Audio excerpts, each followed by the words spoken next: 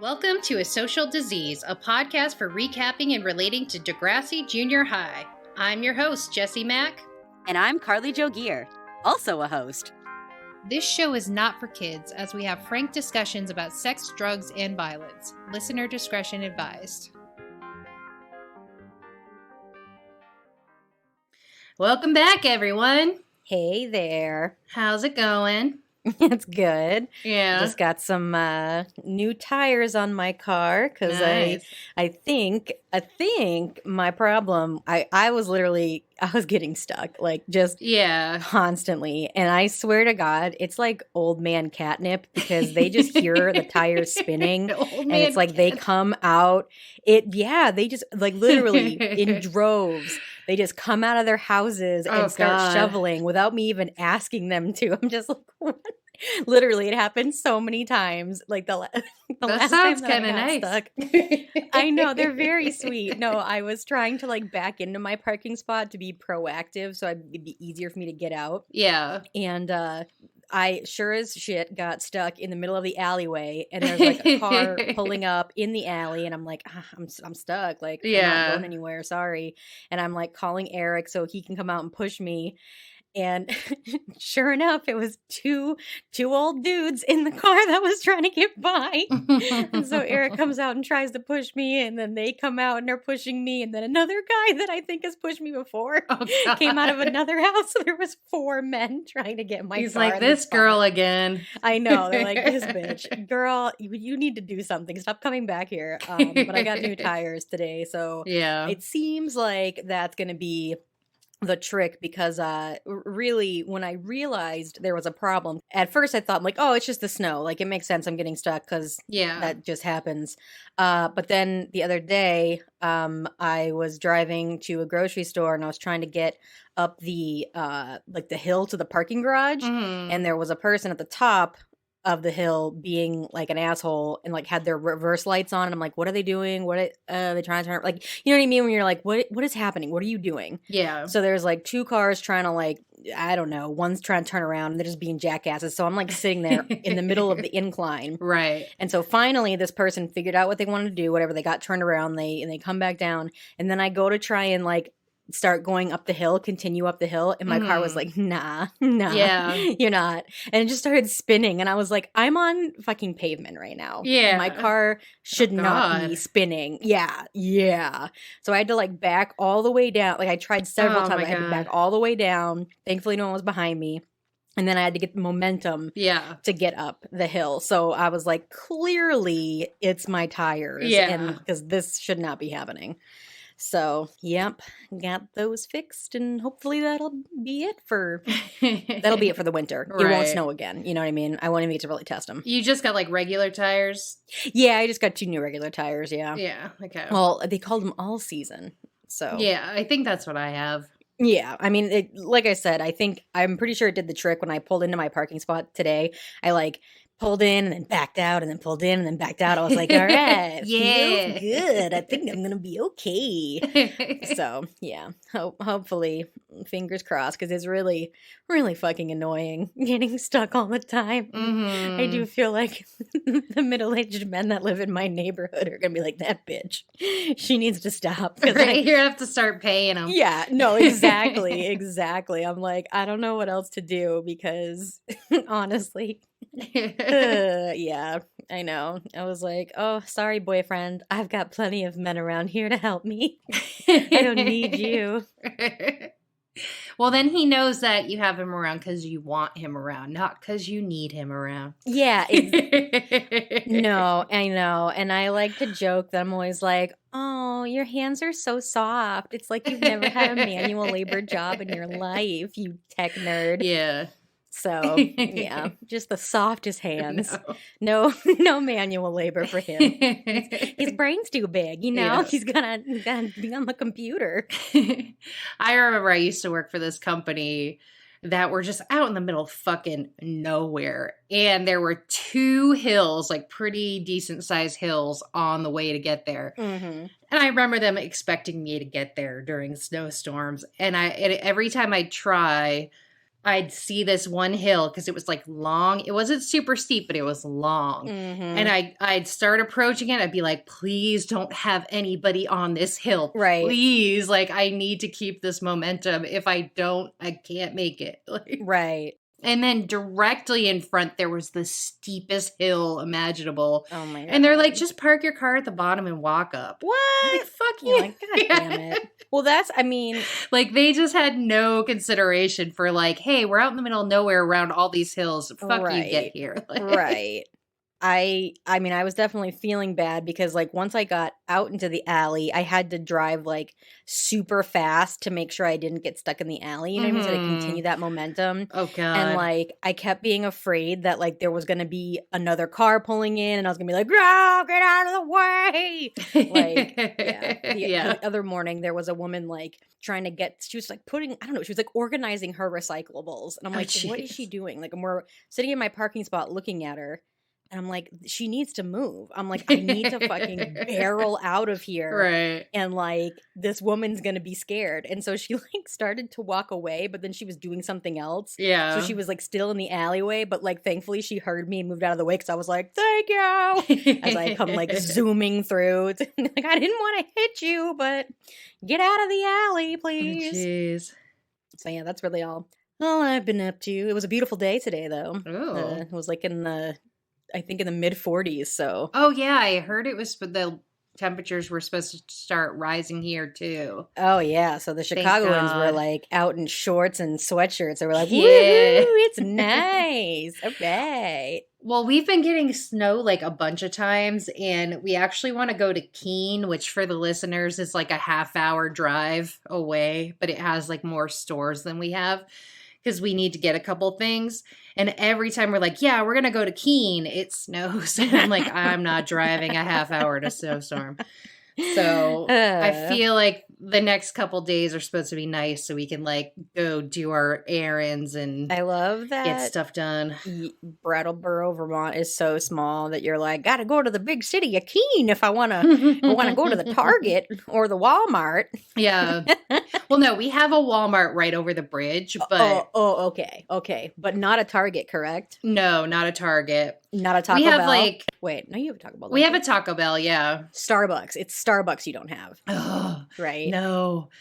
And I'm actually really like frustrated because the only places to get coffee the majority of the time around here are McDonald's and Dunkin' Donuts. And like, I hate Dunkin' Donuts. McDonald's, their like iced mochas can be pretty good, but they're like regular coffee, not so much. Yeah. But like, there's one other place in town. I'm not going to shout them out because I'm dissing them. Ooh. But their drinks, their coffee drinks always taste weird and like, you know, like a mocha or cappuccino. And I'm like, are they using a weird milk? Like, what is happening? So I don't get them there. And then another place closes. It's only open like 3 days a week now. Very limited hours. Oh, yeah. And then the other place closed, but also when they were open, they were only open till 3:30. Like, you just can't get a coffee out in this town. Yeah. And it's like, I normally don't. No, like, ma'am. I have a Ninja coffee maker. Right.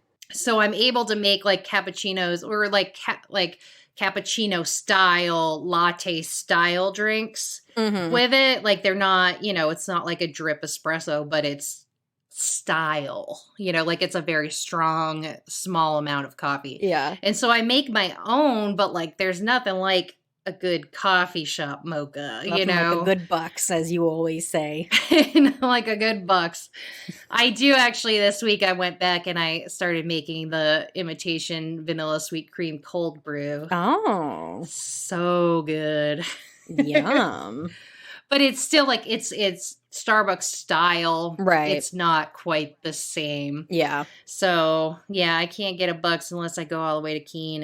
And I love doing that. Yeah. Not during COVID. Yeah. Yeah, I actually had a Frappuccino for the first time, I think, the other day. At the mocha cookie one. It was very good. Except I will say that it's not as good as... Damn, it's a coffee shop that was only at like the Mall of New Hampshire. Oh, Gloria Jeans. Yeah. Gloria Jeans. Oh man. Yeah, Gloria Jeans. So good. So good. It's like Literally, I feel like they just put a whole sleeve of Oreos in it or something. I'm just like, God damn. I love this. This liquid Oreo is so good.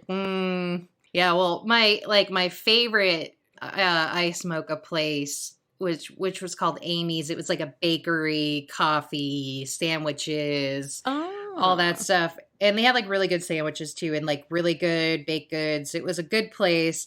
They closed for a while, then they opened back up, but then they closed again. And I'm like, God damn it. Best ice mochas in town. Way better than I can make. But they were only open till 3:30. But like when I could get there and get a nice sandwich and an ice mocha, I'm like, hell yeah. You were like, fuck yeah. Deal me in. But they reopened for like 2 months and closed again. I was like, fuck. You think they're going to come back or you think they're going to close permanently? I think they're selling it. Oh. I mean, hopefully if they do sell it, they'll like keep the recipes and stuff. Right. But who knows? Businesses don't last long in this town. No. Like some of them are staples, but like a lot of when new businesses come in, they often close very quickly. There's one storefront that it's cursed. Like, oh yeah, I feel like you talked about this before. Yeah, since I've lived here, at least 3 different restaurants have gone into it, and it's been closed for a very long time. Like, they just cannot keep it open. So they don't survive. Bummer, but a lot of places are closing right now, so what are you gonna do? Sadly. It sucks. It could have been so different. I know. But yeah, I don't think much has been going on my end. I have like some job prospects, but I don't want to jinx it. Yeah, okay. Someone like mentioned that they need an editor, and like they're putting me on like kind of a list of like people to contact, and they were talking about how they were telling me about the job. It's basically the same thing I did at my last job, just more interesting subject matter. So okay. But I don't know if I'll definitely get it, or like what the pay is, what the hours are. Like that's all to be determined. So like I'm crossing my fingers, but I don't want to jinx it. I don't want to get too excited, but I'm going to keep my fingers crossed for you. Yeah. And I also like applied to this thing called vocational rehab. Oh? Which is for people, it's for people with disabilities who like need accommodations and like help to get back into the workforce. Oh, nice. And like my therapist keeps telling me to do that because I've had a really hard time finding a replacement job. And she keeps saying like they can help you, they can help find you like the type of work you're looking for, maybe help you get training. Like she was saying there's all these things that they do. And so I filled out the application for that, and they're going to set up a meeting with me at some point soon. Nice. Hopefully if this thing doesn't work out, they can kind of help me get back on track. Because, as someone with like a mental illness and a sleep disorder, right, I need some accommodations. Yeah. I can't work an early morning job. Like I physically can't do it. And I also have a really hard time maintaining full-time work. Yeah. Due to just like energy levels, like it's just I've never been able to maintain full-time work for very long. So like, I just need part-time in the afternoon, evening, night, and that can be hard to find. So yeah. But yeah, otherwise I don't know. Nothing too exciting. Just been nothing. It's COVID. This is how it goes. Like, well, listen, my excitement was like, I got 2 new tires. So, I can't say that I am in any way offended by the lack of things going on in your life. Do we want to get started? I say, why not? All right, what are we talking about this week? We are talking about Season 1, Episode 5, The Great Race. Ooh. Yeah. Okay. And this title made sense. It did. No, absolutely. For once. Yeah, it absolutely did. They did a good job, all right? 10 out of 10. You win this one, Degrassi Jr High. Yeah. All right. We open with Melanie checking out them titties in the locker room mirror before the girls' swim meet. LD asks what she's doing, to which Melanie says, I'm checking. I'm checking. Duh. Fucking dumbass.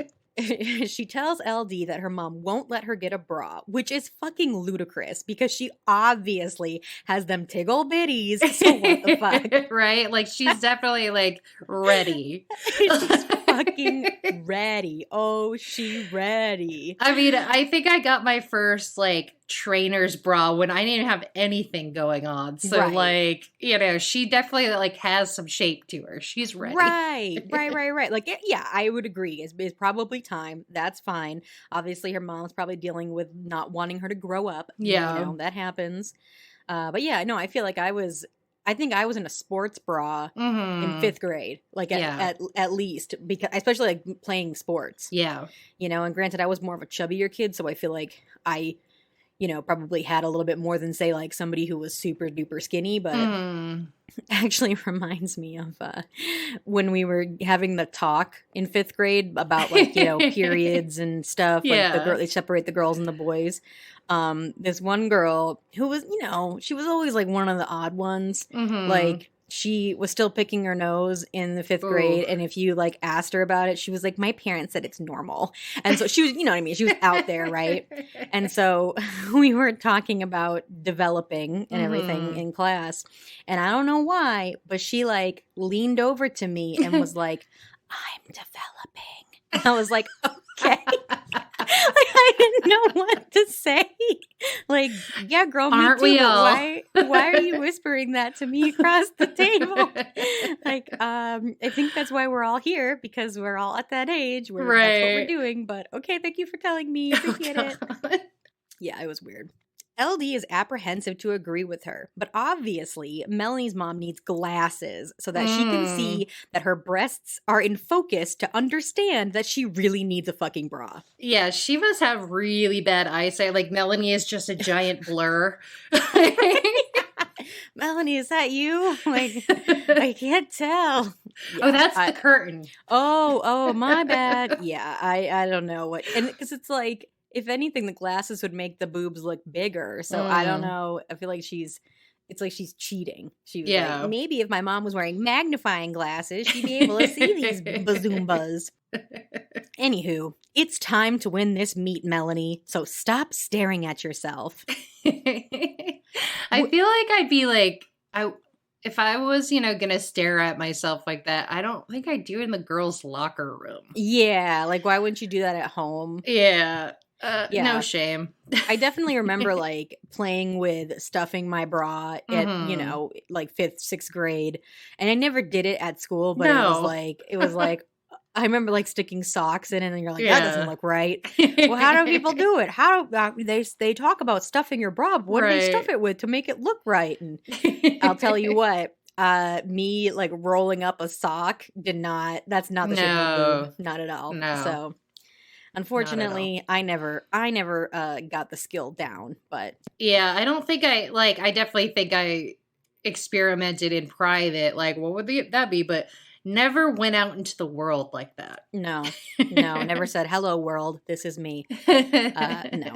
Also, did you notice that I didn't write down the way she said it, but like when Melanie said obviously, oh man, it was so, I don't even think obviously, like it was just a lot of syllables and a lot of weird emphasis at weird points that I was like, that's how she talks. Like, she talks very strangely. She does. I will say, I mean, the girl enunciates quite a bit. Yeah. So we're not missing any of her words because she is saying everything to a T. Yes. So, yes, obviously. All right, now that we've woke up in the morning and we're feeling shy and lonely, we got to go to school. And we're at the swim meet. The swim meet begins, and after about 15 seconds, it's done. Degrassi wins. And seemingly because of Melanie. Did you notice the weird, like, old 40-year-old balding man amongst all the teenagers? Oh, God, no. I did not. Oh, yeah. In the crowd or on the swim team? He was in the crowd, but I was looking at the crowd, and the crowd was pretty much all teenagers. So I just saw this, like, balding man. I'm like, one of these things is not like the other. Maybe he's the bus driver and it was an away meet. I'm pretty sure it wasn't. But like, you know what I mean? Like in the new class where they had to bus all the fans. Right. And because they're busted and get into a horrific car accident, the fans all got there and the bus driver was like, might as well watch. Or maybe it was creepy. It might have been creepy, but maybe they're like, who you don't even go here. Yeah, right. Sir, where is your school ID? You don't have one. So basically, it seems like they won specifically because of Melanie, because she is the last swimmer in the relay. So everybody jumps in the pool and is like, woo, Melanie! Somehow she wins, like, when she started out with kind of like a belly flop. Yeah. It wasn't a very graceful dive. Oh, well. Whatever, she won.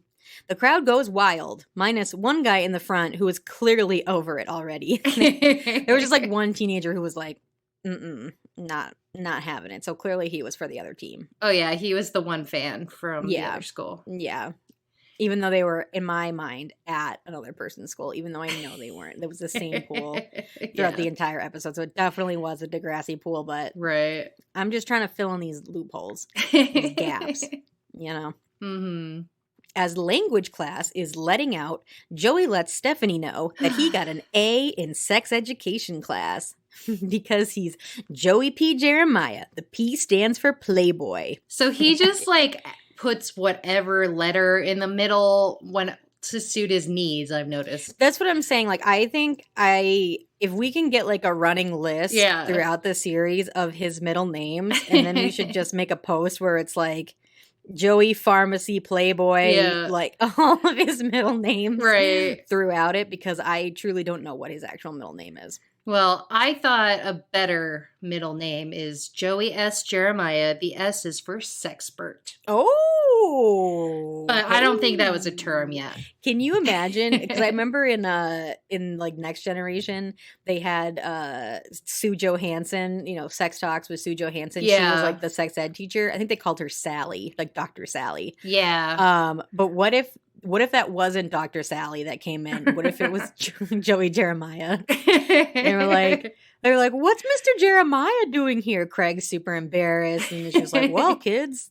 I'm Joseph P. Jeremiah, and the P stands for Playboy. So I'm here to talk to you about sex. Obviously, I should be in charge. Oh my goodness. I'm surprised he wasn't there. But anyways. Well, when he calls himself a Playboy, he like opens his locker and it's like, check it out. Like, no, I wrote that too. And I'm like, okay, so in his locker, proving that he's a Playboy, there's like a picture of a woman from a magazine and like a motorcycle. Right. Yeah. So I'm not really sure. Oh, there was a Stephanie K pin. I did notice that. Yes, so we should know. But yeah, I don't know what about his locker signified that he was a Playboy. Like maybe if a bunch of condoms had like spilled out or something, like that would have, you know what I mean? Like that would have been good, but I don't really know what he was trying to prove. Well, I did notice that the woman's upper back was exposed. Whoa. So, I mean, I expected when he did that to see like Playboy pinups like in his locker. No. I wonder if that's what they were intending, but they were like, it's a children's show and we can't actually put Playboy. But I mean, like, I feel like you could have put the cover. Like, there was never any nipples on the cover. Yeah, he could have like a sticker or. Yeah. I mean, I don't know. They like went to film it that day, and props was like, I dropped the ball on this one, guys. We have this picture of a woman's back. Upper back. Just upper back. Have to do. Woo, scandal. Like literally the person in the locker is wearing more clothes than Stephanie K on a regular basis. So I don't know. Like they didn't even have like a woman in a bathing suit. No. Yeah. They could have done a lot with that. But instead they were just like, look at my locker. It's like, I don't. And like Stephanie looks at it like, oh yeah. Yeah, no, she's like, I see it. I get it. Like, wow. This is just, this is big dick energy in the form of a locker. Like if I've ever seen BDE, it's this locker. Okay. So LD approaches Stephanie to let her know that the girls won their meet and are going to city finals, and they want her to make an announcement about it. No. But, like, that's not what Stephanie does, okay? She does other presidential things. Duh, okay? Like, that's the one thing she doesn't do. She does everything else, but not that, okay? That's Jason Cox. You got to talk to him about sports, all right? All right. So when she first said it, I thought she said Jesse. I'm pretty sure I wrote Jesse as well. Yeah. And then a bunch until they finally said Jason. Yeah, no, I was super confused because I thought she said Jesse, and then like later on in the episode they were calling him Jace, and I'm like, his name's Jace, and then they were like Jason. I'm like, what the fuck is this kid's name? Right. It begins with a J. Yeah. But yes, Jason Cox, I'm pretty sure, is the settled upon. That's his actual name. So he handles sports. You got to talk to him. I'm very busy talking to Joey Big Dick Locker right here. Yick and Arthur are painstakingly measuring their height on a homemade chart in their locker. I love it. Oh man. Unfortunately, we gotta do this at school. Oh, right. Like, this is embarrassing, you guys. Like, why wouldn't you do this at home? Like, what are you doing? This is embarrassing. Arthur M. Kobolowski. The M stands for measurer. There you go. Okay. Okay. He's ready. Like anybody, he's like, who wants to see their heights? Here you go. I got this right in my locker. But I don't think it went to 6 feet, right? Like, I feel like it was not that tall. Like, they weren't, their expectations. They couldn't reach. Yeah. No, they definitely couldn't. They're like, our expectations are like 5'5" max, and then we got to cut it off. Yeah. Unfortunately, we'll say Yick SSU for still short is only about 5 feet tall. Same as before. Arthur lines up to the chart. He feels taller, so he must be, but he's not either. This is what I found so funny. Like, I wrote, Arthur is super frustrated, and it's true because that's exactly what Arthur said. He was like, this is so frustrating. I was like, damn, Arthur. You know what? I like a man who can articulate his emotions. Yes. And you are doing it right now.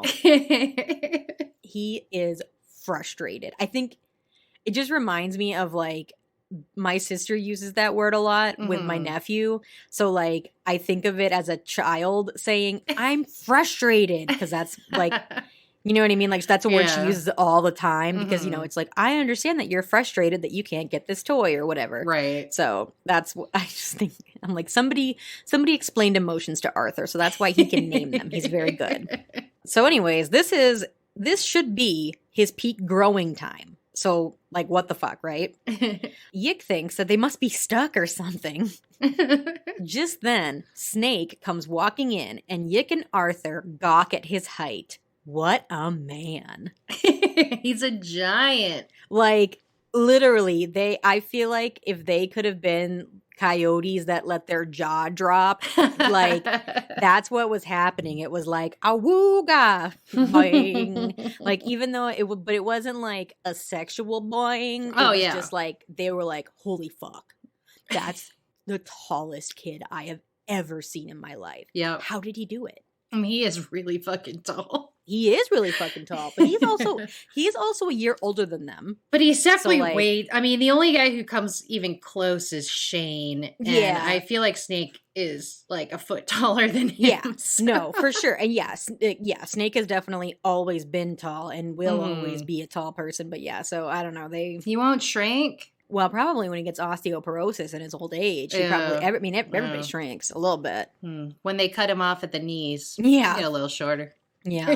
Well, when Trump comes for him for those tweets that he tweeted, he might cut him down to size. Might come at him with some piano wire and break his kneecaps. Oh.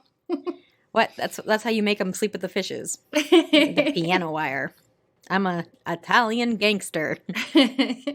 So Jason Cox, the sports guy, walks into the office and asks Doris Bell if he can make an announcement.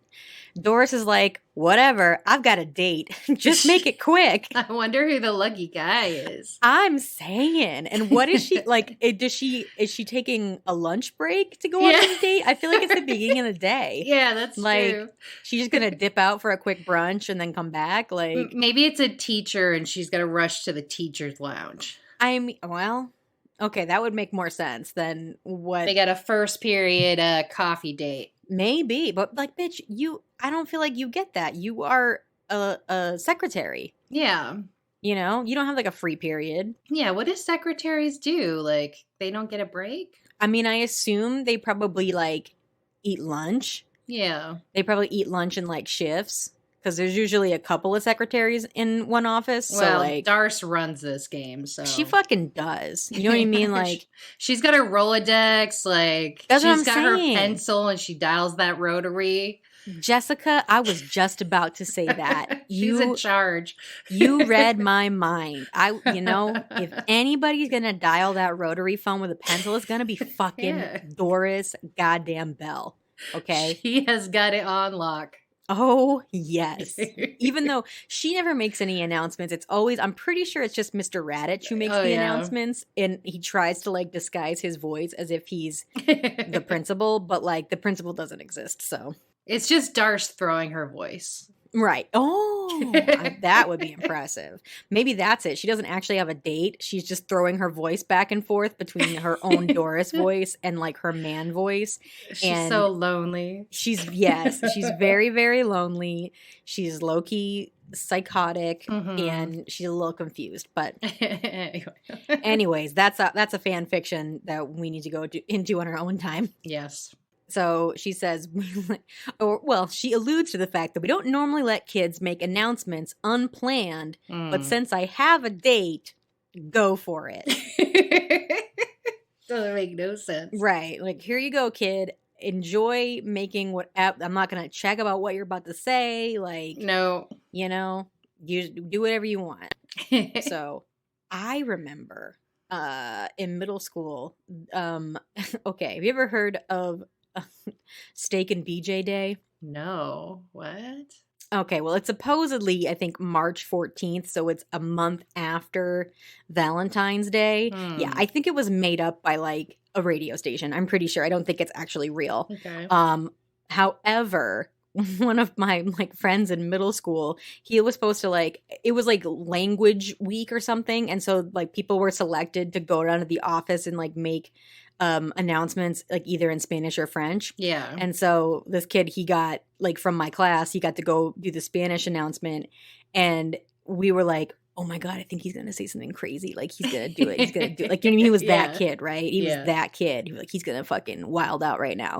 And so he did his message in Spanish and then ended it with happy steak and BJ Day. And we were all like, and I don't think any of the teachers really caught it or like knew what he was saying, but like we in homeroom were like, oh my God, he did it, he said it, oh my God, the announcements. I'm surprised that Jason Cox didn't do something like that. Yeah, he is a troublemaker. He is. He's a little dick. Like, funny that his last name is Cox because it should be Dick. Yeah, I don't like him very much. No. Anywho, he announces that the boys' soccer team has a game today and they need everyone's support. And that's it for sports. Bye. That's it. Literally 5 seconds. 5 seconds of soccer after school. Thanks. I mean, she could get into her date. Like, she's psyched about it. Right? She's like, oh, sick. That was quick. All right. You kept it quick. Thanks, Jason Cox. Go back to class. You can do this whenever you want to. I trust you. Yeah, right? Mm-hmm. Now that he knows she's got a standing date every day at 8:45 or something, he's going to be in there making announcements all willy-nilly. Yep. Melanie and LD are pissed. He didn't say shit about the girls winning and going to state finals. Okay, so they didn't really allude. Did they even talk to him? Like, I couldn't tell if it was like... Yeah, I don't think they talked to him yet. It didn't seem like they talked to him. So, like, were they just expecting him to know? Or like what?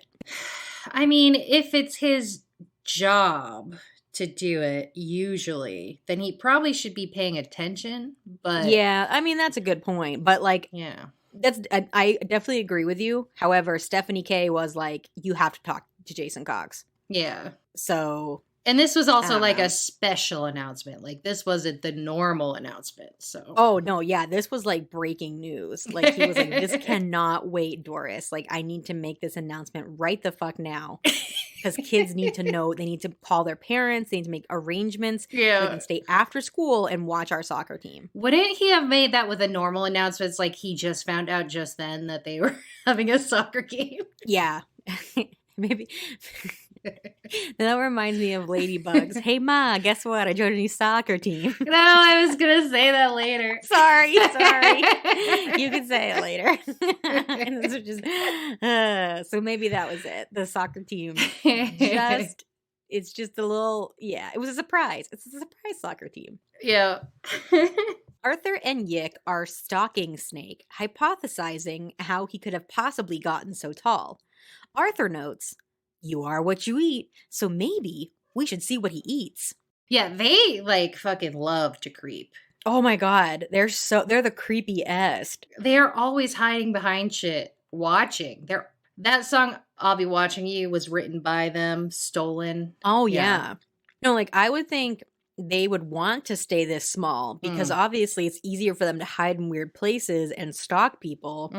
If they were super tall like Snake, where can Snake hide? Okay, nowhere. Snake's not going to fit in a locker. Nowhere to run, nowhere to hide. Okay, Snake's not going to fit in a cabinet under a bed. No. You want to be small so you can creep. Yep. LD and Melanie approach Jason and ask why he didn't announce the girls' swim team win. He's supposed to represent all the school sports, not just the boys' soccer team. Jason insists he didn't have time. LOL. Oh my God. Yeah. But that is not going to fly with LD. It would have taken literally 10 seconds to make the announcement. Seriously. It took him 10 seconds to announce his. Yeah. That's what I'm saying. His announcement was literally like 5 seconds. And if Doris was going to hand you that mic, I think she would have let you have it for like a solid 30 seconds. Like you could have. No, she was in a rush. Yeah. She was in a rush. Well, okay. No, you're right. She was like, I got 15 seconds to get to my date. So make it quick. So now Jason has to break it to them. No one cares about girl sports because girls are not as good of athletes as boys are. That's just human nature, toots. Girls suck at sports. We suck. That's it. Yeah. I don't know what else to say. I don't even think we have to discuss this. It's just, it's human nature. It's just pure fact. Agreed, Jason. Agreed.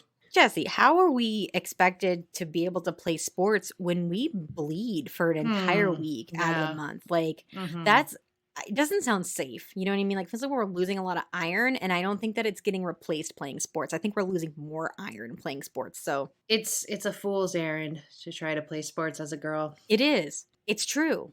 My boobs always get in the way. You know what I mean? Like when I try to play soccer, it's like my boobs are just hanging out, and like I kick my boob on accident. Like it's no good. Being a woman is so hard. Yeah, Jason is onto something here. He is. He absolutely is. At this point, a bunch of girls have gathered behind LD and Melanie for some reason. Because, like they're not swim team girls. So no. Obviously, because they all have a sixth sense for when sexism is happening. Oh yeah, always. The girls are always like lurking, similar to Arthur and Yick, to like find where the sexism is, because there's a lot of sexism, so they need to like go up and stand up for the ladies. Like, I mean, truthfully, because they know it's literally behind every corner in DJH, like it's everywhere, it's rampant. So like they are constantly keeping their eyes and ears peeled so they can step in. So yeah, they gotta stick together. Yep. So they are there. They are backing up LD and Melanie. LD makes a solid point, though, that at least they win, okay? Yeah. The boys lose every soccer game. I'm like, bunch of jerks. Fucking great. No. He's like, well, that's why we need people to come, because we won't win if nobody's there. Duh. Jason insists that that's just because they're unlucky, not because they suck. But besides, soccer is way harder than swimming. If the boys were swimming instead of playing soccer, they'd be winning too. Okay. This sounds like maybe they should be swimming on the swim team and not the soccer team. Like, if that's what, if that's your idea, then don't play soccer. But then they'd have to swim against boys, and other boys would be actual competition. So. Yeah. But swimming's easy. It's not like, you know what I mean? Like every time I see a swimmer, I'm like, wow, look at that swimmer's body. It's like so grotesque because swimming is not hard at all. Ugh, they're so lazy. They suck. Ugh. I know. It's not like, proven that swimmers are like the fucking leanest, most. No way. No. Ugh, they're just doggy paddling back and forth. I know. I mean, I gotta say, I remember when I was in high school and at a pep rally, the boys swim team, they came out with no shirts on, and I was like, oh damn.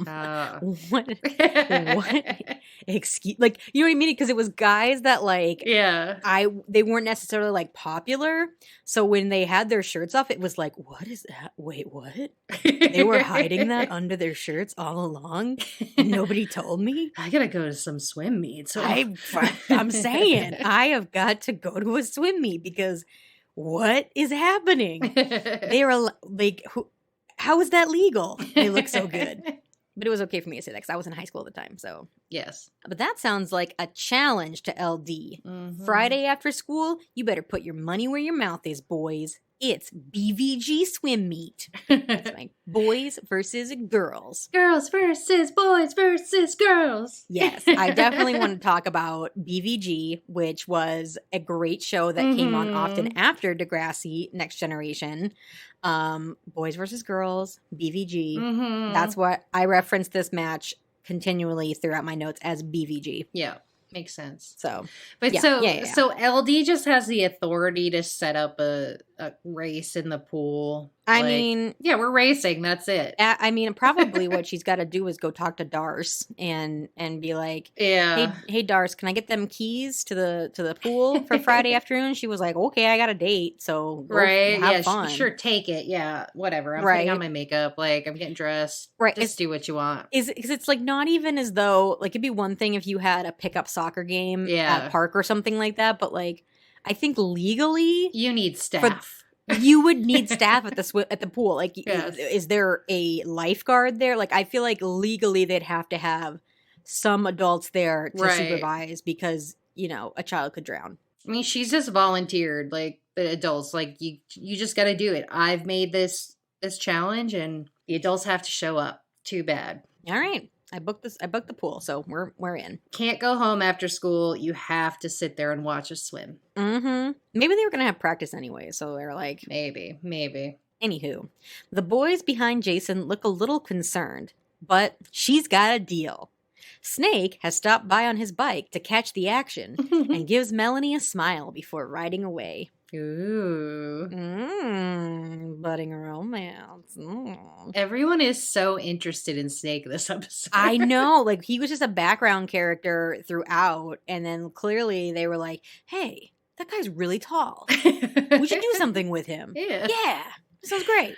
But so Melanie's outfit is very like Boy Scout / grandma chic. Yeah. Like the weird little tie. And shit. Yeah. There's even like patches on like the shoulders. Yeah, I thought she was looking like a little sailor or kind of like Sailor Moon, like you know what I mean? Like she was going to a private school in Japan or something like that, and she wasn't wearing her little tie. But then it was paired with that awful skirt. The skirt was really bad. I didn't mind the shirt so much. With the little tie. I thought that could be cute, but yeah, it was like the weird brown, right? Just wasn't a potato sack, yeah. It was not good. So, talk about hiding your light under a bushel, girl. Come on. You could do better than this. Melanie and LD are sipping on a Mickey D's beverage on someone's stoop. I don't know whose stoop it is, but they're somewhere. No clue. LD calls Jason a sexist. He reminds her of her brothers, who also treat her like a second-class person just because she's a girl. A second-class person. Yep. I know. It's a lot. It's basically as much as like Joey crying child abuse in the last episode because his jean jacket got cut up.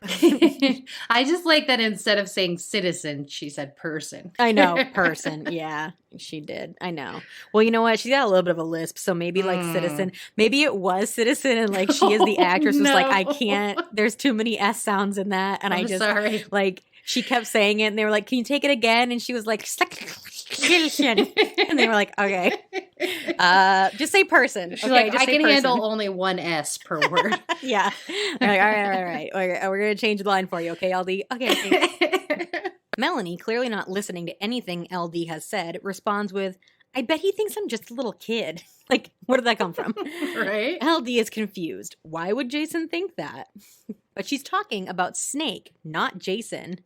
I mean, duh. Like, follow along, LD. Right? You didn't see those glances we exchanged earlier today? I'm saying. And she not reading inside Melanie's mind, knowing exactly what she's thinking about? I thought they were friends, but clearly they weren't. No. It reminds me of my friend Kaylee told me about this not definition, but like a way of describing ADD is like a dolphin jumping out of water and then going underwater. So it's like you come out of water and you have the conversation and then you go underwater and you're like thinking about things and then you come out of like, so people have a hard time following what you're saying because you're constantly going like, I'm saying this and then I'm in my head thinking about this and then I'm saying this randomly. And when I tell you that Pam does it all the time where we will it'll be silent and she'll be like, and I just don't think she should do it. You know what I mean? And I'm like, okay, are you talking about your daughter? And she's like, yeah. I'm like, okay. And I think because I also have ADD, like I'm able to follow along with her, but she does it all the time where it's like out of nowhere, she'll say something.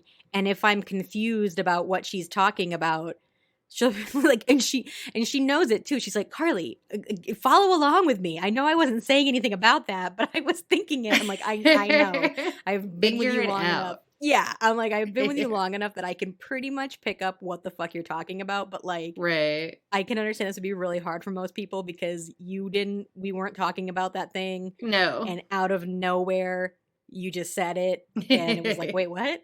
Oh, okay. I got it. I know what you're talking about. In that scenario, I'd just be like, yeah, agreed. Yeah, right. No, exactly. So it was like, that's exactly what Melanie did, where she was just like, LD, are you fucking dumb? I'm not talking about Jason. Come on now. Pay attention. Stick with the program. Yeah. Clearly, it's her mother's fault because she also thinks she's just a little kid. But she's not. She's a passionate teenager. She's almost a teenager. In a year's time, she'll be a woman. Oh, she's so passionate. But like Snake is like having, coffee dates with her mom. Just like, I agree. Melanie's a child. Yes. Yes. That's true. I mean, I heard she wanted a bra. She's too young. She is not ready. Mrs. Melanie's mom, she's too young. Like, what does her mom have to do with him? Right. Yeah. No, well, because obviously he wouldn't think she was a little kid if she was wearing a bra, True.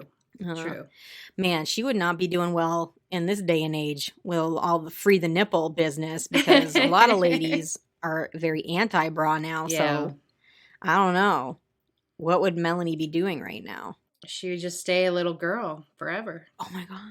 Mm-hmm. Can you imagine? That's how you get like Benjamin Button syndrome. Is just like if you never put a bra on, you just stay a child forever. Yeah, that's how it works. Damn, that could have been us. Oh well. I mean, I grew up till I was 8, so. Oh yes. Sorry. Oh, that was a good one. I don't know about you. So I grew up until I was 8. Yeah, okay. Anywho, I had a good joke on this one. I said, she's a passionate teenager who just wants her mosquito bites cradled by an over-the-shoulder boulder holder. Okay? That's all she wanted. That's all she wants. LD has had enough. They're going to buy a bra right now. Melanie is flustered, but LD is a force to be reckoned with. Oh, yeah. I mean, honestly, I'd be doing the same thing. I'd be like, girl, shut the fuck up. Let's just go get a bra. Right. Because then she's like, wait, what? I didn't actually want a bra. I just like to complain. Right. She's like, what do you mean? Is that an option? I don't have any money. I spent it all on this milkshake. Right? I thought I was going to bring all the boys to the yard, but they're like, she doesn't have any titties. She's a child. Yeah. They're like, you're not wearing a bra. My milkshake brings all the boys to the yard, and they're like, she's not wearing a bra. Damn right, she's not wearing a bra. She could, but her mom thinks she's a child. That was really bad. There you go. Perfect. Oh, boy. Oh, she could buy one, but they'd have to charge. That's true.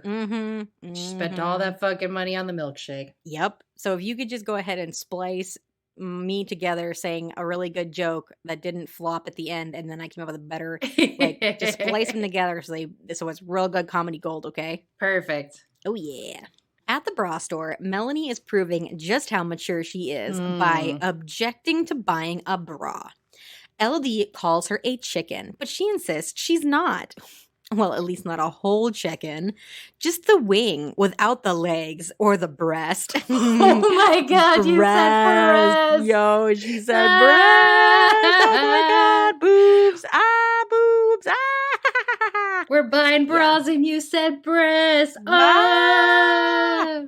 They're acting like, an 18-year-old who like is visiting a sex shop for the first time. Honestly. And they're just like, oh my God, look at this. Yeah. Oh, look at this porn. It's as if what's this? Breast was the word of the day on Pee-wee's Playhouse, and they were like, yes. Breast.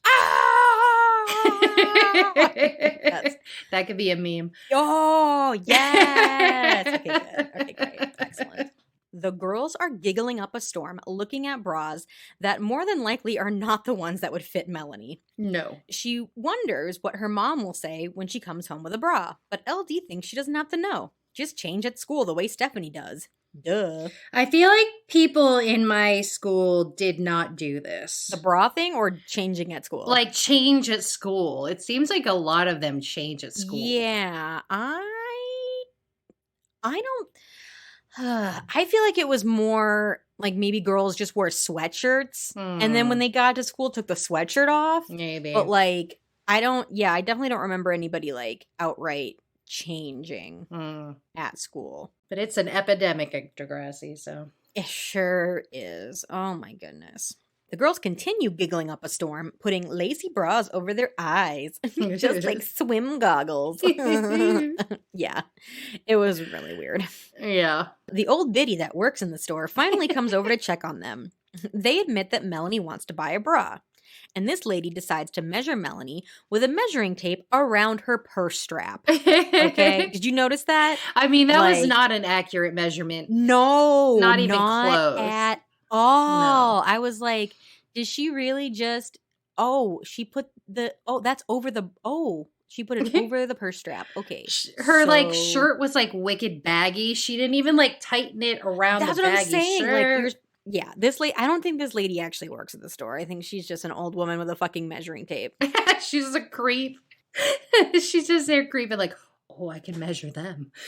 That's her fetish, is just measuring little girls for bras. Like, yeah. That's her thing, her kink. Yeah, no, I know. Awful.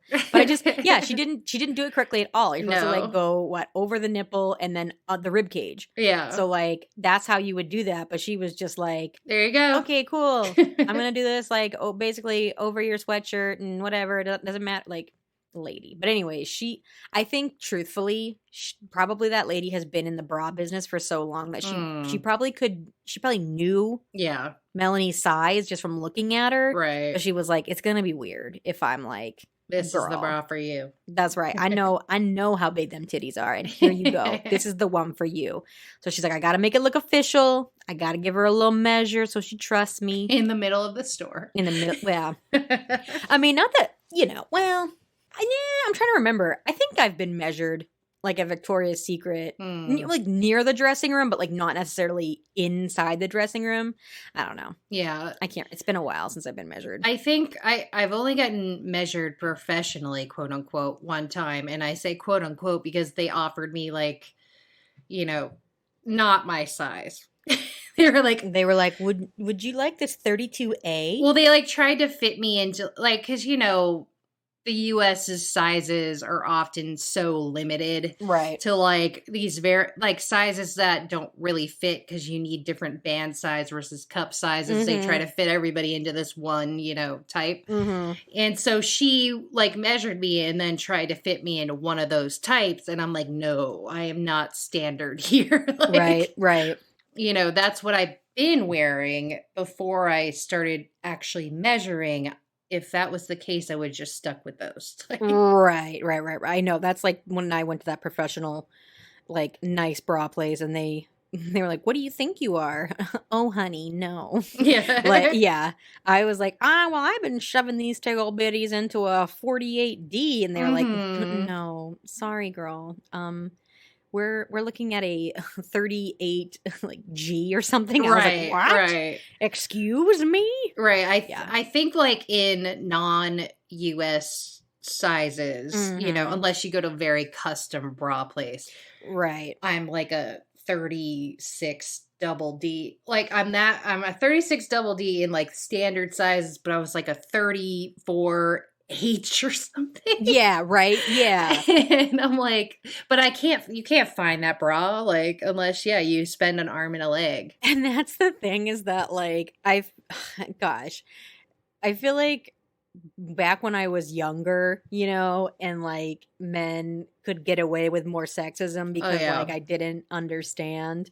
They'd be like, "Oh, how big are your boobs?" And it's like, do you even understand? Like, do you even know what's a big size? Like, oh, are you double D's? Like, it looks different on different, what? That's what right. Like, I'm saying, if I was to tell a guy that I was like, I think I was like a 36E or something like that. Like, I definitely was out of the D's. I don't remember if it was like an E or an F. Yeah. But anyways, it was past what you would think of as large in like standard sizes.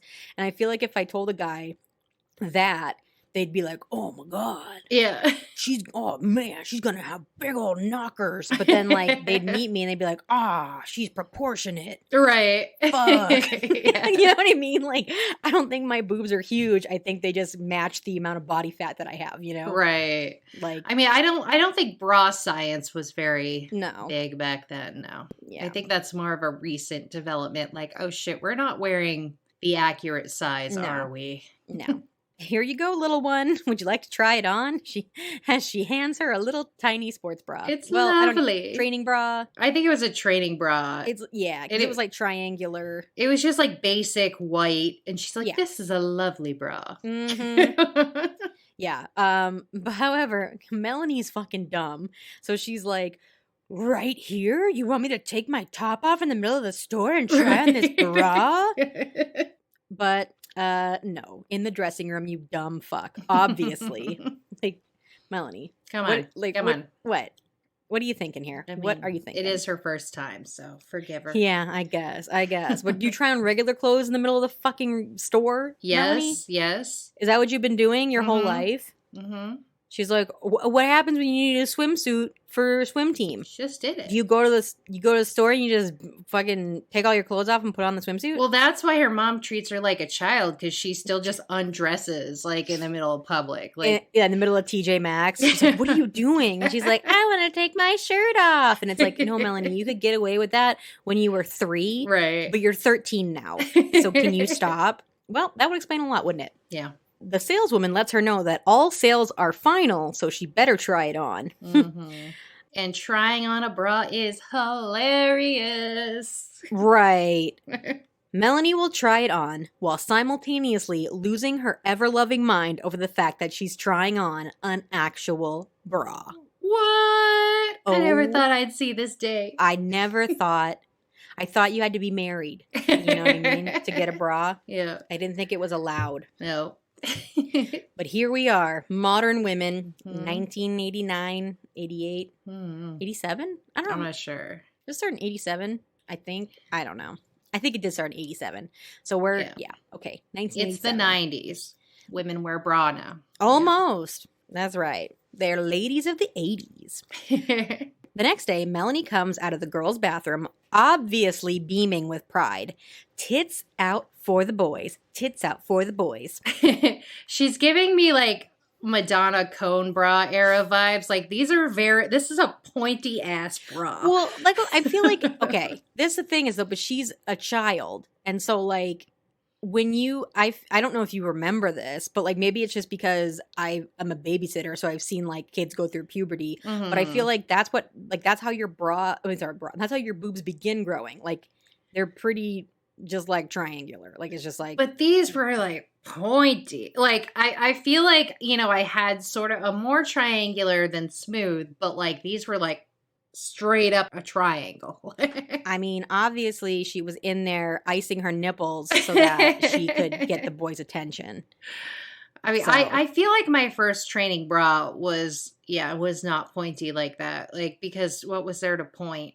Yeah. Well, I don't know, Jesse. I don't know. Either way, it was very fucking noticeable. Yeah. Yeah. It was. I mean, like, mission accomplished, right? Like, she was clearly wearing a bra. Mm-hmm. Anyways, I think she looks real cute though. Like the little pink crop top that she was wearing, I'd wear that. Yeah. You know, she looks good. So she walks up to Susie and Caitlin, giving them the eyes and tugging on the front of her bra, waiting for them to notice. So fucking weird. Yeah. Confused at first, Caitlin finally gets it. Oh, your mom changed her mind about the bra. But nah, she just got one anyways. They look at her like there's something very troubling. Like they look very concerned. Well, probably because they're like, wait a minute. Did you go behind your mother's back, Melanie? Yeah. You're going to get in trouble. And these girls, they're not the girls that get in trouble. So no, they're concerned.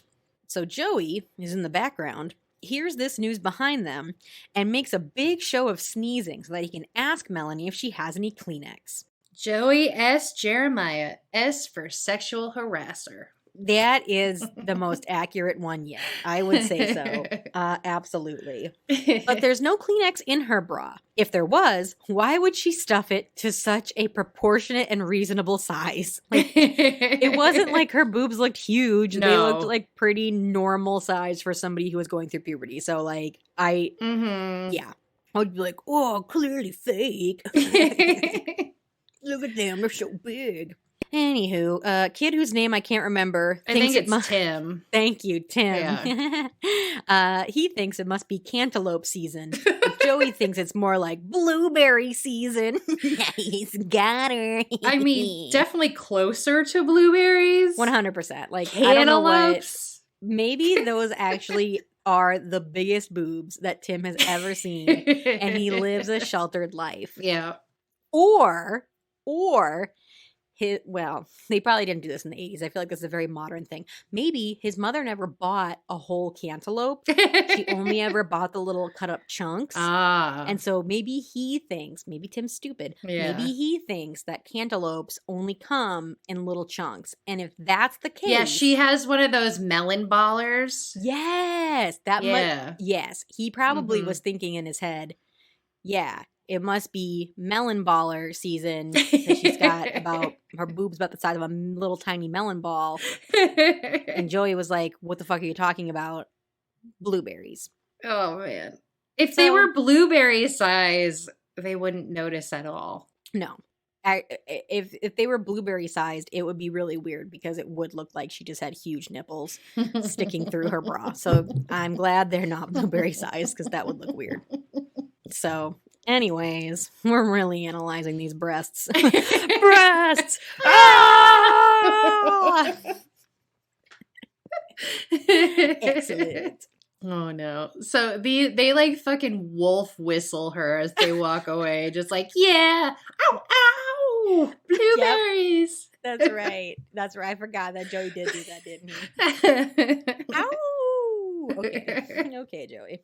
Jason Wheels and a kid whose name has not been said yet are chilling on. But I think it's like WAI. Huh.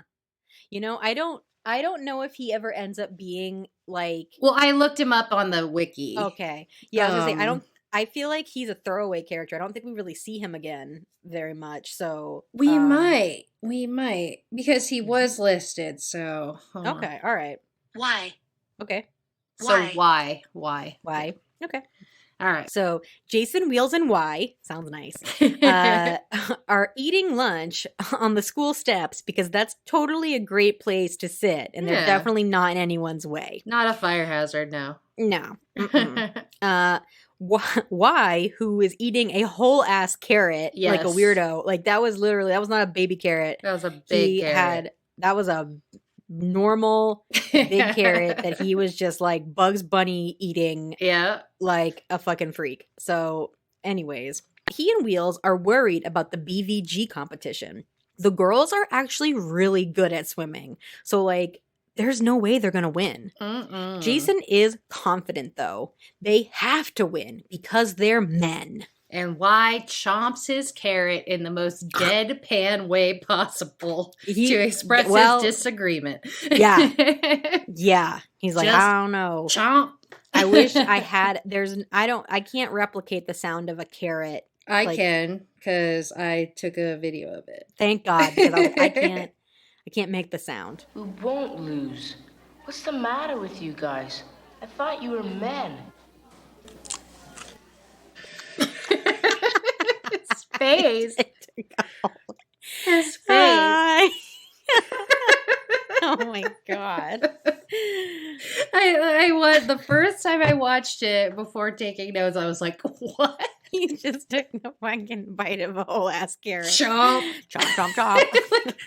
Like, that's his response. You're supposed to be men. Chomp. Chomp. Because the thing is, like, even the way he's holding it, like, that's how you would hold a whole carrot like a dick, right? Yeah. Like, as I'm holding it up, how he was holding it, I'm like, it looks like I'm holding a penis. But yeah, like, I feel like if you were eating a carrot stick or a baby carrot, it would be more between your fingers, right? That's how you know. Got a fistful. It's a whole ass carrot because he is holding it like a dick. So, anyways, I'm glad we both noticed it because I was like, this is a lot to take in. I don't know what to think. It's cracking me up. Anyways, but Jason's got a plan. All they need to do is get Snake to swim with them. Mm-hmm. The other boys are confused. He's not on the soccer team, but he can swim. Mm-hmm. He was district champion. And he did at least try out for the soccer team, so that totally counts, right? The boys agree to swim as long as they can get Snake to join them. So I noticed that Jason's like primary acting technique is just shrugging his shoulders all the time. Almost everything he says, he shrugs his shoulders.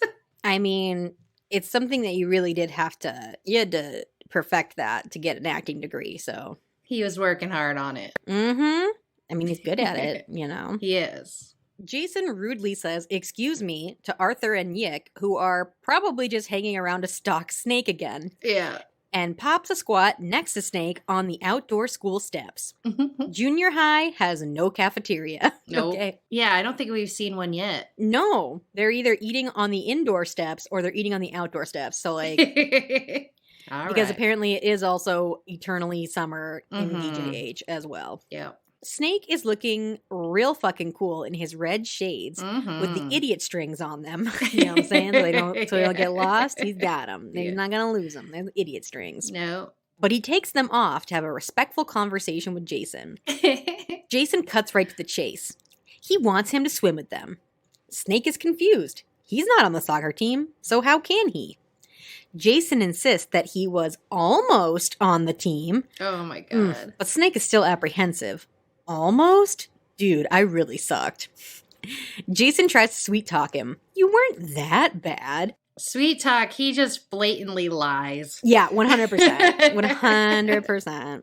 He's such a snake. Well, yes, he's sitting next to Snake, but Jason is the real Snake. That's what he thought. He thought, like, maybe I can get, inside Snake's mind if I act like a snake. Mm-hmm. And then he'll agree to swim with us because I'm also a snake. And snakes stick together. True. But they need him. He's a good swimmer and they cannot lose to the girls. Snake's conscience really isn't sure. It doesn't seem right.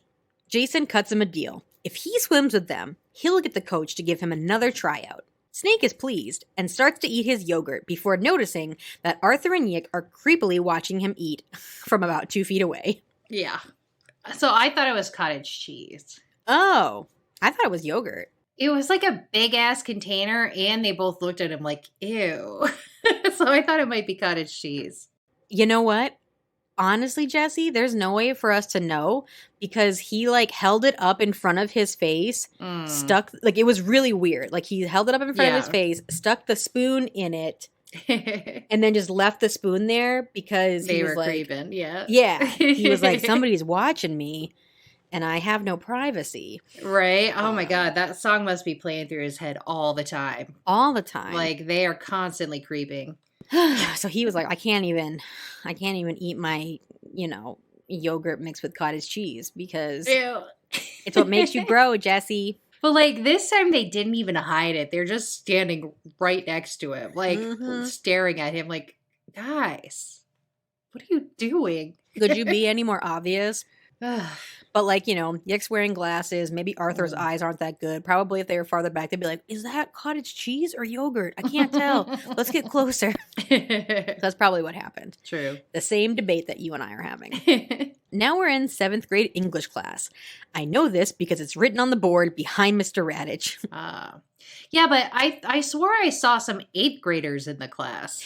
I'm very confused about certain people's grades because it seems like some of them flip-flop. Yeah. Like, I swear at some point there was like Joey and Stephanie were in a class. I'm like, you shouldn't be, they're different grades. Yeah, I don't know. It was like Wheels might have been there. Like, I specifically recognize a couple people that I'm like, I'm pretty sure they're in 8th grade. Yeah.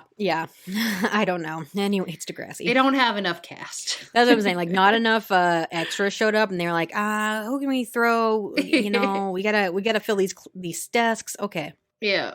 Mr. Radich, who's reading some Shakespeare with a feminine voice, a very that the weird kids voice. really get the plot. Yeah, I don't know. He's a captivating woman. When Mr. Radich gets to the word breast,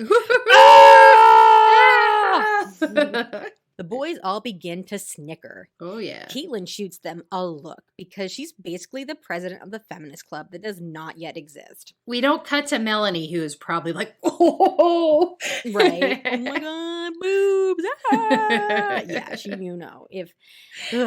if they were behind closed doors and it was just her and LD, she'd be laughing up a storm. But the boys are laughing, so she's embarrassed. The boys all notice that Melanie is wearing a bra. I'm not really understanding how they all noticed. Yeah. Like, I mean, maybe she was talking about it earlier or something and they heard it. But, like, I don't know that, like, especially from behind, I don't know how you could tell she was wearing a bra. Like, I mean, yeah, she wears, like, pretty loose clothing. So, yeah. I don't know. Okay, the boy whose name I also can't remember. What's his name? Alex. That's right. I always look it up. Yeah. Yeah. He does end up being like a character. Right. Okay. Alex decides to snap Melanie's bra after conferring with the other dumb boys in class. Ugh. Melanie lets out a loud "ow," which pisses off Radich. How dare she get sexually harassed in his classroom? Right? He acts like she's the asshole here. He does it every time. Like, he's just... always the wrong person. Yeah. Always. I'm just like, Radich, you're like sexist and racist and just an asshole. So, like, what the fuck? Like, because you would think, like, if a child yelled out, ow, you'd be like, are you okay? What just happened? Right. Are you hurt? But we already know that he doesn't fucking give a shit about kids that are hurt. Only if there's horseplay involved. Yeah. Well, that's what he obviously thought. He thought Melanie snapped her own damn bra and she was horseplaying, you know? Yeah. Mm-hmm. He was like, not in my classroom. We don't horseplay, ma'am. LD is just talking at Melanie as they walk out of class. She's complaining that most of the girls on the team have refused to swim for various reasons, such as being on their period or not wanting to be in a swimsuit in front of the boys. Mm-hmm. But at least there's 4 of them, LD, Susie, Caitlin, and you, Melanie. So that's enough. But even Melanie is like, no fucking way. I'm not swimming either. And, like, it makes sense because all the boys are being super dicks about her bra. Right. So, like, I get it. I totally... Like, I don't think Melanie's necessarily being unreasonable. Like, she's literally being sexually harassed. So, like, I could understand why she wouldn't want to. Melanie thinks it's not a big deal. They don't need her anyways. But LD seems to think that Melanie is the backbone of the team. And if she doesn't do it, the other girls may drop out too. LD feels like this is her big chance to prove to her brothers that she can do shit too, even though she's a girl. But Melanie just feels like everyone has been such a dick to her that they will surely make it worse if she's in a swimsuit. because she's not stuffing her bra, but her bra helps shape her boobs. Into a triangle. Yep. It's a shape. It's a shape. It is a shape. If she's seen in a swimsuit, she'll look flat and everyone will think she definitely stuffs. She can't wear a bra under her Speedo. No. And even if she could, but even if she did, the Speedo would definitely just flatten her out anyways. Yeah. Like, it wouldn't really be strange. Yeah. But no, I totally think that's legit. Like, that's exactly what would happen. Because, everybody's boobs look smaller. Unless you're wearing a bikini. Right. Like, in a one piece, your boobs will look flatter. So, like, yeah, that's the just reason that they would think she stuffed. Right, yeah. These boys are going above and beyond to harass her. So 100%. I think she has a point. Mm-hmm. She wants them to win just like LD does, but she doesn't want to be laughed at. The boys are practicing soccer as Jason approaches with Snake. Guess what, guys? I talked to Coach. It's totally fine that Snake just joins the soccer team, even though he sucks. Hooray! Hey, Mom, guess what? I'm going to be joining a new soccer team. As they say, soccer team. Soccer team. Soccer team. Soccer team. Yeah. For those not sure, that's a quote from Ladybugs. Yep. What is it? What is Jonathan Brandis, Rodney Dangerfield. R.I.P. Right? Yeah. He's dead, isn't he? Oh, I think they're both dead, actually. Oh, I mean, I was R.I.P.ing at Jonathan Brandis. Yeah, but also Rodney Dangerfield. Yeah, R.I.P. as well. But like, Jonathan Brandis died very young. Yes. Yeah, I'm like, it was more of an R.I.P. than. I'm sorry. I know we've got a lot of Rodney Dangerfield fans listening, and they're all very offended that I should really be taking into account that I need to RIP as hard for Rodney Dangerfield as I am for Jonathan Brandis. So Mall's on fire. Mall's on fire. You know, what a movie. I mean, the girls were at the bra store, and out of the corner of their ears. Is that a saying, out of the corner of their ears? Yeah, no, it's not. I don't know how you say that. They heard faintly. Anybody in here? The mall's on fire. Mall's on fire. I heard it. That's why they were laughing so much. I definitely heard it. And you know what? I heard during the soccer practice was Jack A singing, "Kick it, kick it." You know what I'm talking about? The song that plays during the credits. Oh, I love Jack A. Like, yeah, Jack A. Come through. I know. I wish we saw her more. Like, I wish she had more roles still. But I don't know. That's how Hollywood is, right? Oh, like everybody, because she was in a bunch of things in like the late 80s, early 90s and stuff. So she's due for a comeback. Yeah, she had a good career. But I feel like we could have a little more Jack A. Honestly, she was the star of Sister Sister. Honestly.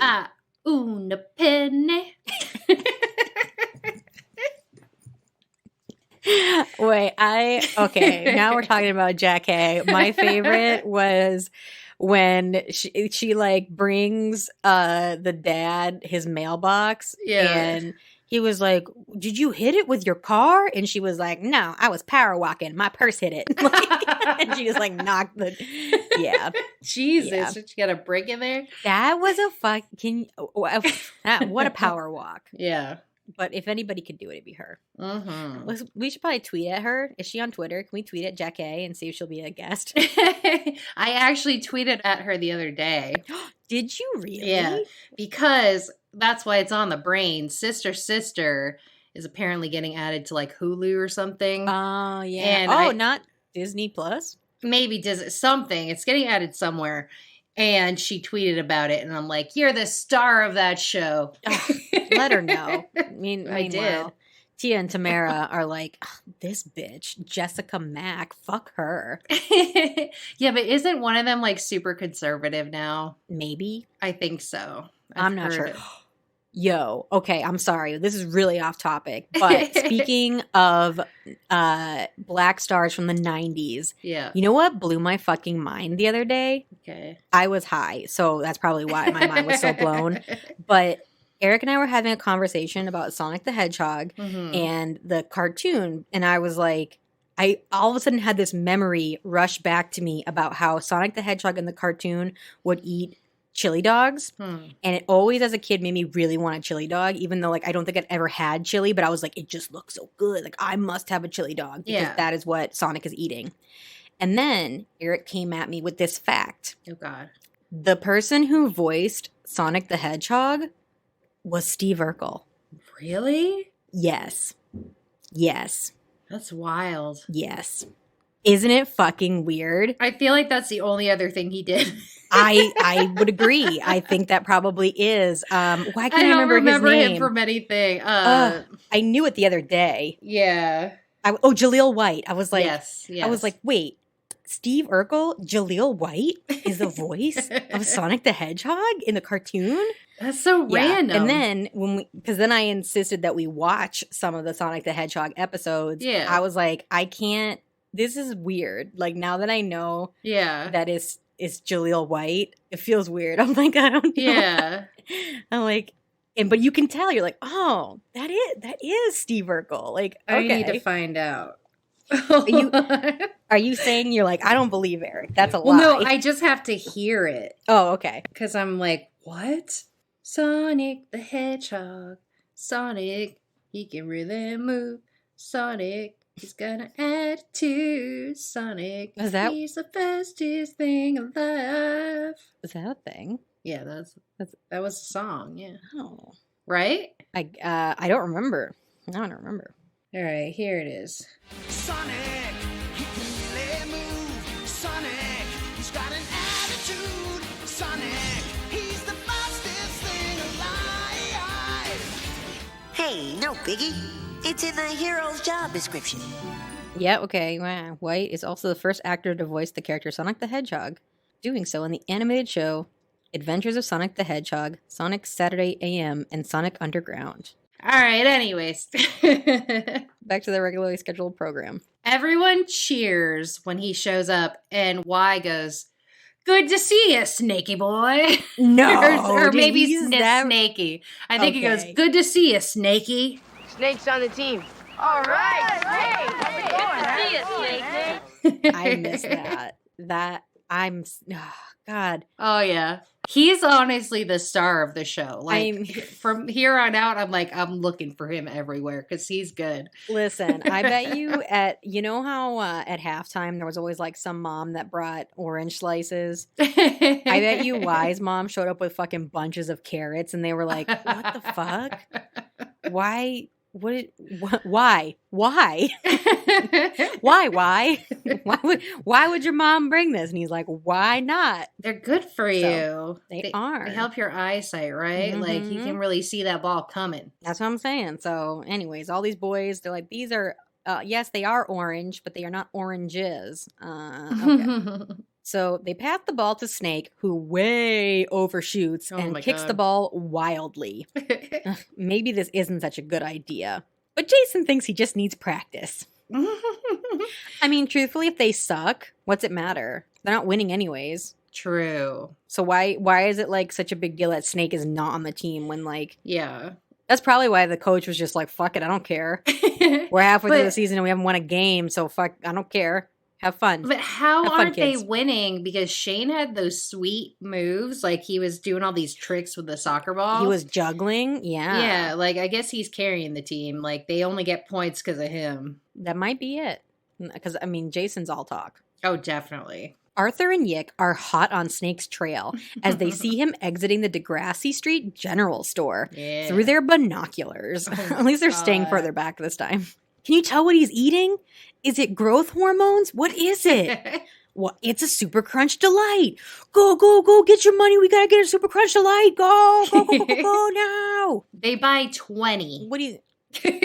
Yeah. 20? Yeah. Because you know what? What Super Crunch Delights, those definitely sound like a really healthy, good for you snack. They might have peanuts in them. Do peanuts make you grow? Probably. They got protein. Jesse, this sounds unfounded. I don't know. I think you're just pulling facts out of your butt. Either way, they need 20 of them. All of a sudden, I go on an all peanut diet and I spring up to 6 feet. And I'm just like, Jesse, you were right. You've discovered something. Listen, Carly, this is not scientific because you are well past that point. Oh, you're right. I'm past my prime growing years. You are not, yeah. But you know what? I'm like the same height as Yick in this, okay? Because he was like at that 5 feet mark, and I was like, same Yick, same. Oh my God. So, are you taller than a 7th grader? No, I'm not. In fact, the other day, the 7-year-old that I babysit, I tried her shoes on, and they were a little snug, but they did fit. I could walk around in them. There you go. Yeah, she's about a half a size smaller than me, so. And she's 7. I feel like I remember going to this like Bradley's with you and you trying on like child's shoes. Okay, if we went to Bradley's, I was a child when we went to Bradley's, because Bradley's has been closed since like 1998, Jesse. Listen, I'm throwing Bradley's out there for fun. I was like, what? Like, that doesn't sound odd, because if we were at Bradley's, which I'm, okay, 2000, I think. Are you Googling right now?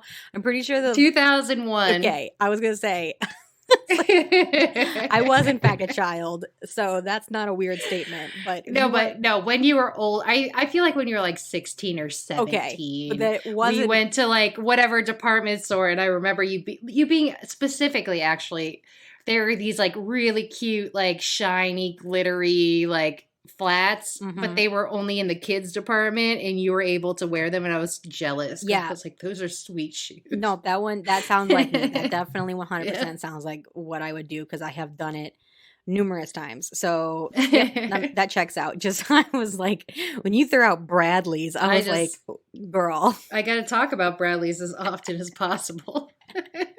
R.I.P. Again. Wow, we gotta dedicate this episode to Rodney Dangerfield, Jonathan Brandeis, and Bradley's. Yeah. R.I.P. Taken from us too soon. I know. In memoriam. Okay.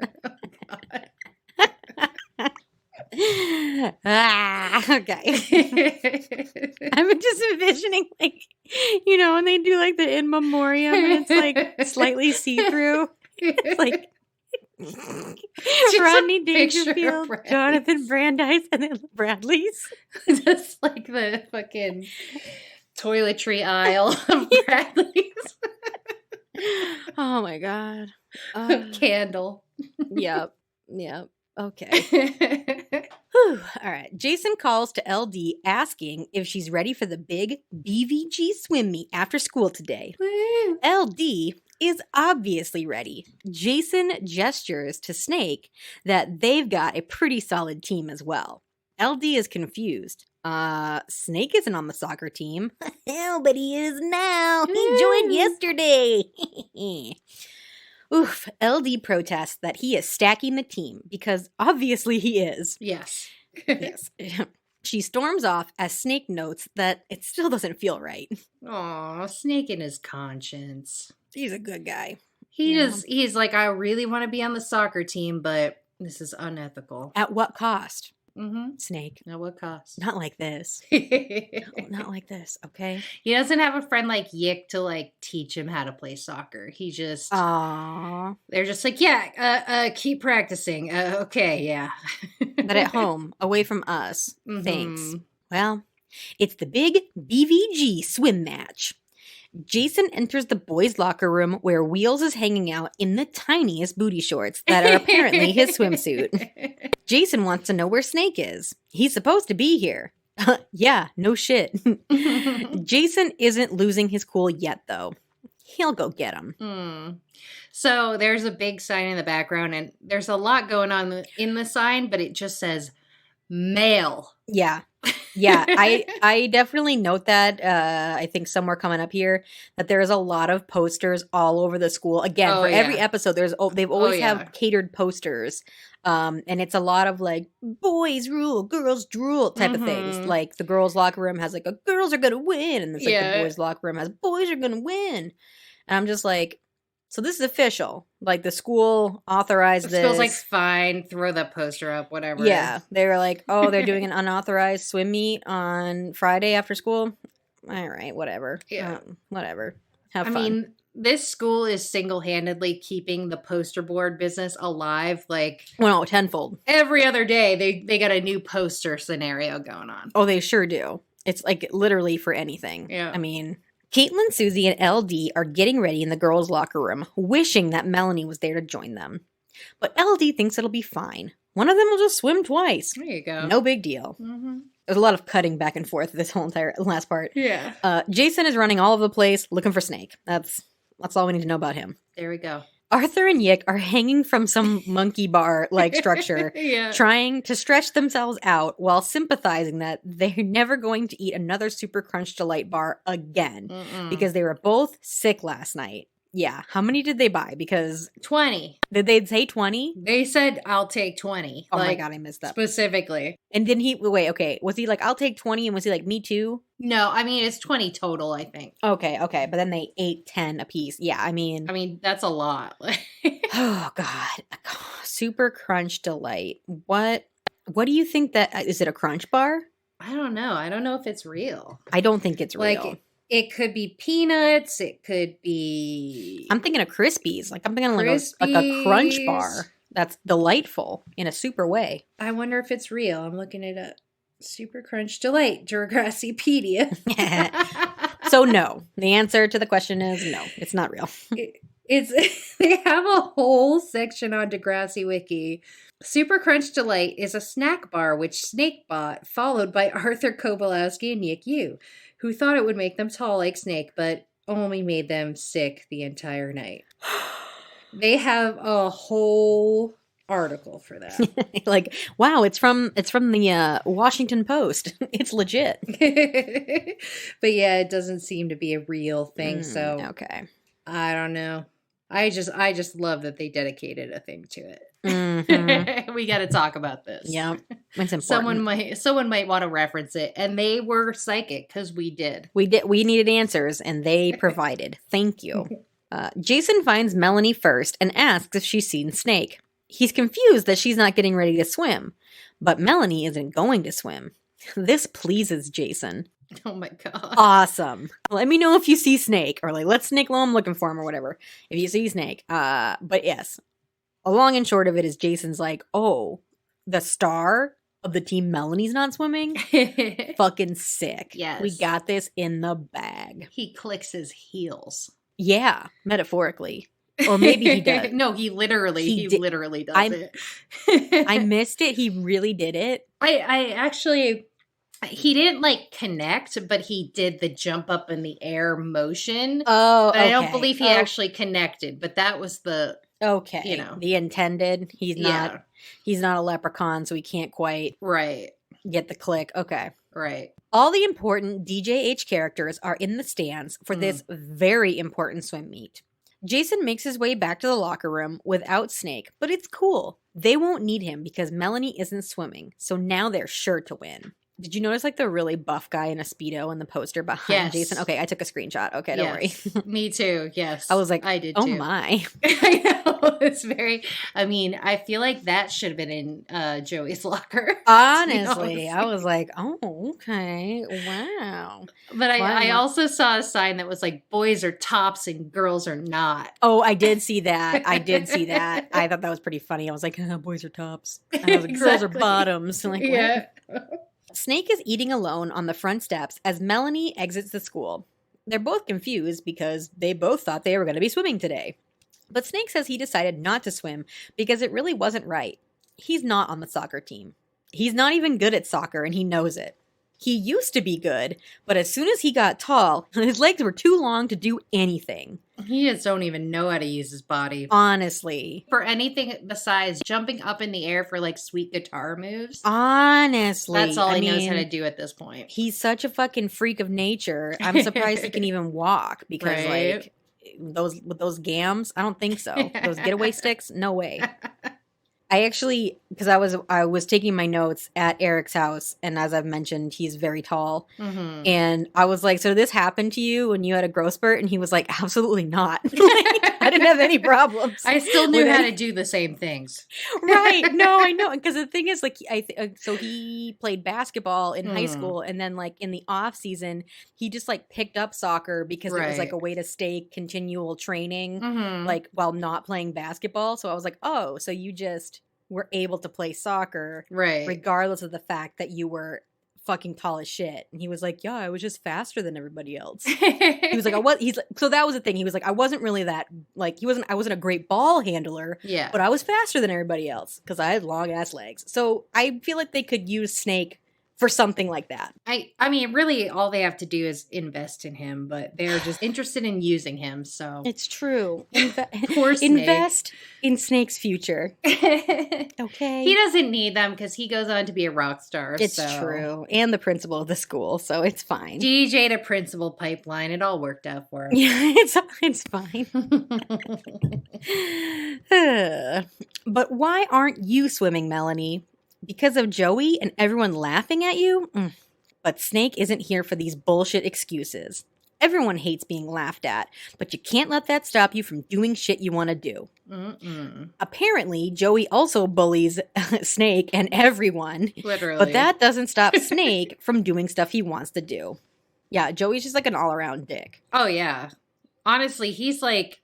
Him and Jason are both fucking pricks. They're the bullies of the school for sure. Yep. But so I watched this scene and I was like, wait a minute. Apparently all the male actors on this show act with their shoulders because Snake kept shrugging too. This is how they act. They don't know what to do with their hands, so they're just like, shoulders. Oh, yeah. Yeah. Why would you let them stop you? He makes fun of everyone. I'm too tall. If only our audience could see you right now. Lifting them shoulders, y'all. She is acting up a storm. I'm a very good actress. Yes. I can tell by your shoulders. It's the big meet.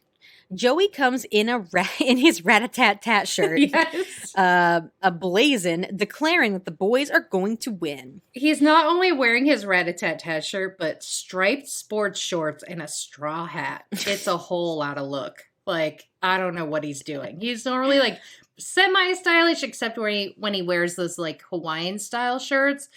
But like, this is a mistake. Yeah. It seems like maybe the actor was like, he knew he was going to get tossed in the pool. So he was like, yeah, I don't want to wear my normal jeans. That's going to be uncomfortable. Right. Can I just wear these shorts?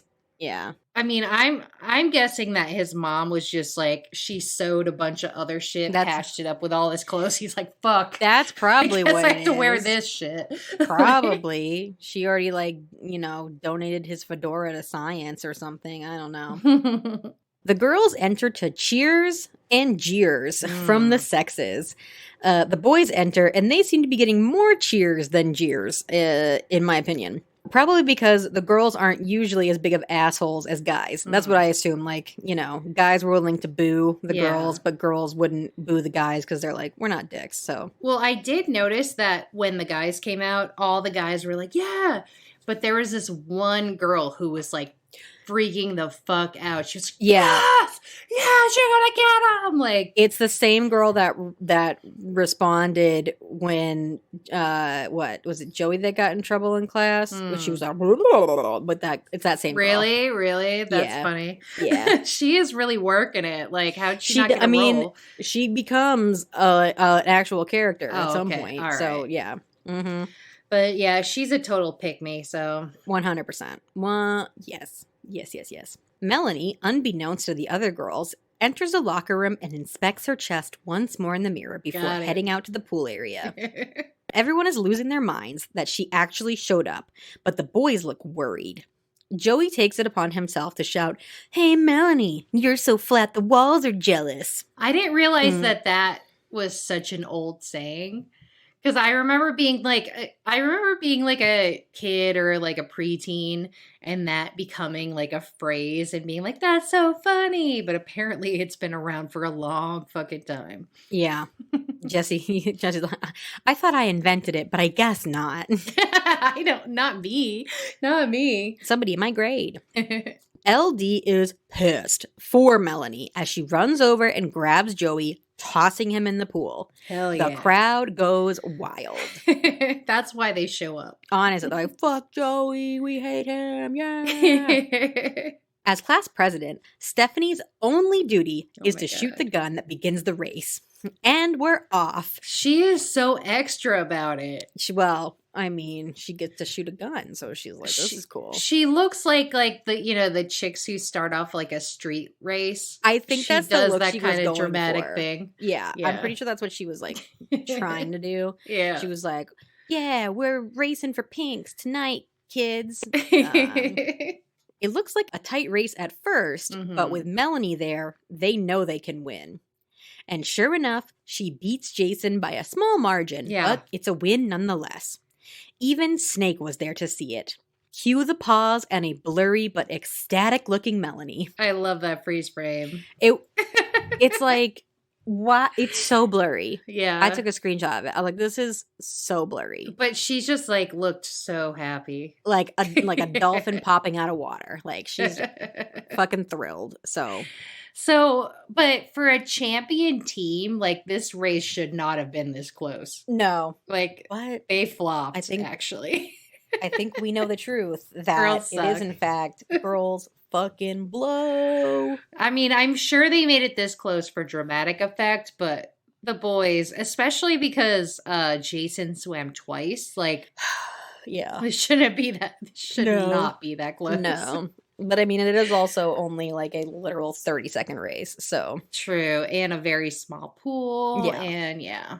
It's true. Yeah. I would have been disappointed as somebody who showed up in the crowd. It would have been like, wait, it's over? Yeah. We don't get like 5 out of 7 or something? Because like, what the fuck? That was so fast. The late bus doesn't come for another hour. Like. Honestly, they're all like, so, okay. What should we do now? I don't know. Maybe we should make posters for next week's episode, whatever the topic is. They're always ready. Everyone's got their Crayola crayons and they are ready to make some posters. So I gave this 3.5 chef's kisses again, but I think I want to raise it to 4 chef's kisses because really, there was. I mean, well, because breast was the word of the day. Yeah, that's true. That's true. So that did make me laugh a lot. I mean, I gave it 3. Damn. Okay. Wow. I just I know it was supposed to be exciting, but it wasn't. It was very anticlimactic. Yeah, it did end really abruptly. Yeah. They just won and then it was like boop, boop, boop, boop, boop, boop, boop, boop, boop. You're like, oh, okay. It's over? All right. Right. But it just showed time and time again that this school has a serious toxic masculinity problem. Holy shit. Sure as shit, but hey, and also do you think I feel like most of the characters that were in the audience we knew, but were LD's brothers there to see her not suck? Right. Or what? She's gonna show up home yeah, we won. They're gonna be like, yeah, fuck you, I don't care. Honestly, we weren't even there. Yeah. Picture it didn't happen, LD. Okay. Right. Yeah, right. You won. Okay. But I did think that Arthur and Yick's stalking was pretty funny. Mm-hmm. But I felt really bad for Snake. So you know what? The Yick and Arthur storyline really reminded me of who was it? Was it JT and Toby that I can't remember who they stalked about dick sizes. Oh, didn't they see Craig's? Wasn't it Craig's? They looked at it in the locker room. Craig's towel fell, and they were apparently Craig is in fact a shower and doesn't even need to be a grower because he's just got that long dick. And they were like, "Whoa!" And that's what it that's what it reminded me of. They were like, "How do we get a big dick like Craig? How do we do it?" Right. I feel as though there were definitely JT and Toby stalking incidents for sure. Definitely. I can visualize it. Definitely. Same Z's. So yeah, I don't know. I wasn't super into it. It had its moments.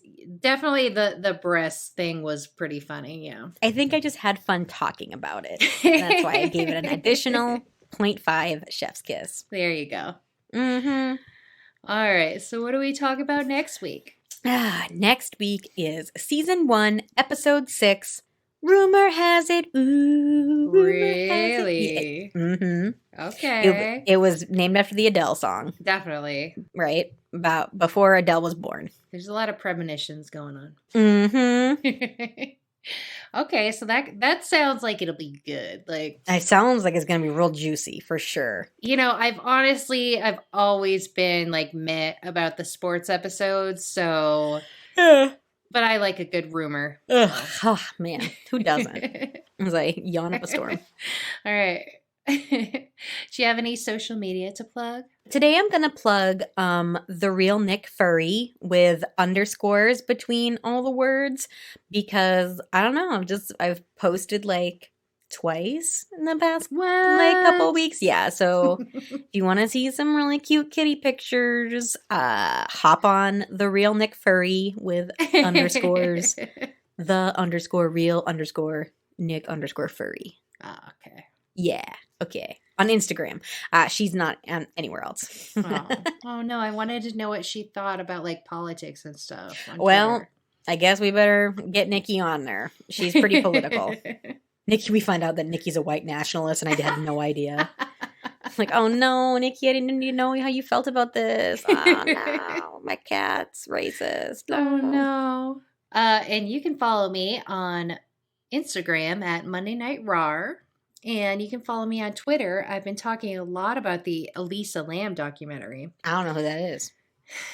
It's a girl who had a manic episode in an elevator, and a bunch of people were like, she's possessed. That sounds interesting. Yeah. People hated it, so I was on there like, no, this was a good documentary. Oh, if there is a hill for Jessie to die on, she will. She loves it. Honestly. Well, I feel like it had like all the elements that I would defend. Yeah, so, yeah, okay. I mean, the chick was bipolar. I'm bipolar. It was a documentary. I'm a documentary. I'm a filmmaker, quote unquote. I was hoping you were a documentary. Never mind. There was one other angle that I was like, it was serious about, but I forget. No, I was just getting very annoyed because people are like, why didn't they say this specific piece of evidence? And why'd they save that till the end? Because that's how a story works. Like, you say the thing that happened last. Jessie. At the end. I was irritated. You're always so controversial. It's true. What an opinion. It's true. So anyways, if you want to see me go off about stupid shit, check me out on Twitter at Jesse. But if you just want to compliment us, then you should definitely subscribe, give us 5 stars, and tell us how funny we are. For sure. Please. We cry so much.